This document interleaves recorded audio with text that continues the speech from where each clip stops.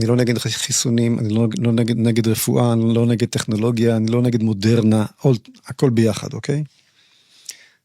יש בעיה מאוד מאוד קשה, שברבות השנים גורמים מאוד מאוד ציניים ושפלים, השתלטו על השוק הזה, ולא רק הזה. זה התפרץ החוצה בקורונה, אני עד הקורונה לא ידעתי בכלל על הסיפור הזה. בחיסונים? כן, לא, אני הנחתי שהכל בסדר, שמחתי לחלוטין. על משרד הבריאות, על המערכות, לא... התחסנת, חיסנת את הילדים שלך?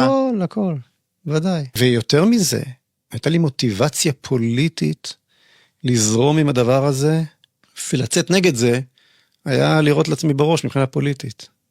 יצאת אבל. כי לא הייתה לי ברירה. למה, מה הבנת? הגיעו אליי הביתה, סלטה ושמנה של מערכת הבריאות הישראלית. החוקרים הכי בכירים בארץ, אנשים שהקימו את משרד הבריאות בישראל, חוקרים ממכון ויצמן, אמרו לי, קורה פה משהו מאוד מאוד לא טוב, ואחרי שעשיתי הכל שביכולתי כדי לא להשתכנע, אחרי 4 שעות, עמדתי מול האינטרס שלי, האינטרס הפוליטי הפרטי, ומול הצורך לנצל את עובדת היהודי איש ציבור מוכר, ולהציל את מי שאני יכול להציל. מה הם ניסו להגיד לך? שכל נושא הסגרים, הטיפול הוא אסון, יגרום בדיוק להפך. לפתח חיסון לוקח מינימום 5 שנים, פה בזמן לחלוטין בלתי סביר, בלי ששום דבר מהפרוטוקול המתחייב מפיתוח של דבר כזה מתבצע. בטכנולוגיה שמי שהמציא אותה, דוקטור רוברט מלון, שהמציא את טכנולוגיית ה-mRNA, אומר שהולכים למות הרבה מאוד ילדים, אם תיתנו להם את הדבר הזה. חביבי, אני מגיע לוועדת הבריאות בכנסת, ואני אומר להם, אם אתם רוצים, אני אביא לכם אותו לפה באף, מארצות הברית, שיספר לכם על הדבר הזה, שאתם רוצים לתת אותו עכשיו לילדים בני פחות מ5, שאין שום צורך. אין שום צורך, כי הדבר הזה פוגע רק באנשים מגילאים מאוד מתקדמים ומעלה, או עם מחלות רקע קשות מאוד, אבל ילדים, לתת להם משהו ניסויי, קרוב ל2% נפגעו. חלקם קשה מאוד. יש לך דיפיברילטורים בכל הארץ פתאום, מפעמים נגד התקפי לב, איפה צצו כל המפעמים האלה? פתאום כולם יש להם בעיות בלב. כל מי שמישהו מת היום מתקף לב, בן אדם בין 30, 40, 50, כל מי שקורא לו ככה, אלון אבוטבול טובה בים, ישר זה בגלל הקורונה. נכון. אתה מאמין לזה? לא, ברור שלא. ברור שלא. אבל, קבוצה גדולה מאוד שחוקרים, לא אחד וזה. מה הוא?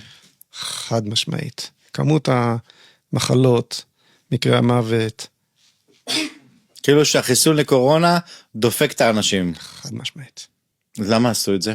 מה שיש פה זה קודם כל כסף ענק. תקופתו של אותו רייגן, הוא עבר חוק בארצות הברית, שפותר את חברות התרופות שמפתחות חיסונים מאחריות. מה שקרה, שזה נהיה תרנגולת שמטילה ביצי זהב, פתאום צץ לך כל יומיים חיסון חדש. אני אתן לך דוגמה, פה בישראל. שמעת על וירוס הפפילומה? אז יש חיסון נגד פפילומה. ומשרד הבריאות מעודד לחסן ילדים נגד וירוס הפפילומה. את מי תוקף וירוס הפפילומה? הוא תוקף באופן מובהק בנות, נשים, שמקיימות יחסים עם מספר רב של גברים לא נימולים. אז למה צריך לעשות את זה בארץ אם כולם נימולים פה? עכשיו תגיד לי, למה צריך לחסן בנים? למה צריך לחסן בנות חרדיות אני לא יודע איפה? אז למה? כסף! הייתי בכנסת, מסתובב לך... הלובינג של חברת תרופות שעושה את החיסון. ופתאום אתה רואה שמראיינים לך אצל, אני לא יודע מה, איזה אורלי וגיא כזה, או איזושהי תוכנית טלוויזיה, וזה בריא, ומשרד הבריאות... מעבר לכסף, זה שליטה. לביבי לא הבין את זה בזמן אמת? הוא ראה שהוא מציל את עם ישראל מפני נגיף שהולך להשמיד את האנושות, והוא לא הבין שבעצם לכאורה עושים עלינו סיבוב של מהפכה וניסוי בבני אדם? 50% מצוותי הרפואה בישראל אמרו שלא התחסנו בדבר הזה. 50%.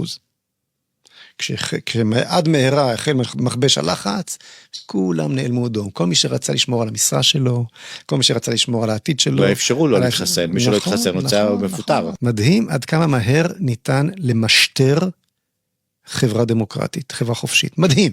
וראינו את זה בקורונה, איך שזה קורה, כמו חירות האדם נופלת כמו מגדל קלפים. חיסוני חובה חצבת?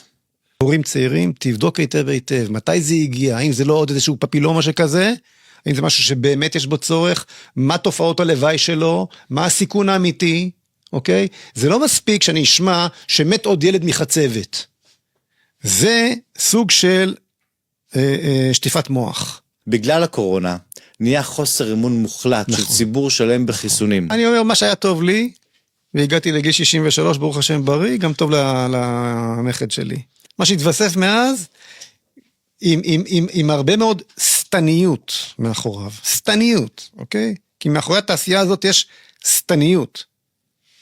הדבר האחרון שמעניין את חברות התרופות זה החיים שלך, אוקיי? שומר נפשו יבדוק היטב, לפעמים צריך לקחת, לפעמים לא. אבל הם לא בצד שלך.